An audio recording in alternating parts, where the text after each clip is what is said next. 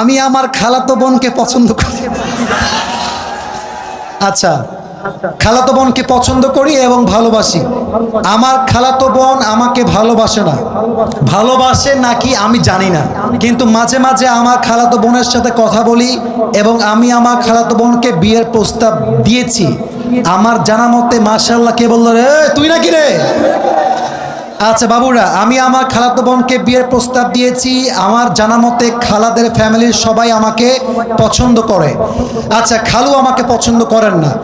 আমি আমার বাড়ি থেকে প্রস্তাব দিয়েছি, তারা বলছে আমার খালাতো বোন তাকে মাওলানা পাস করে, বাবারে বাবা, মাওলানা পাস করিয়ে বিয়ে দিবে, কনফার্ম জান্নাতি, মাশাআল্লাহ। আমি তো চাচ্ছিলাম এখনই বিয়ে করি। আমার জানা মতে আমার খালাতো বোন রাজি। এখন মূল কথা হচ্ছে সে কি করবে, এই হচ্ছে তার মূল প্রশ্ন।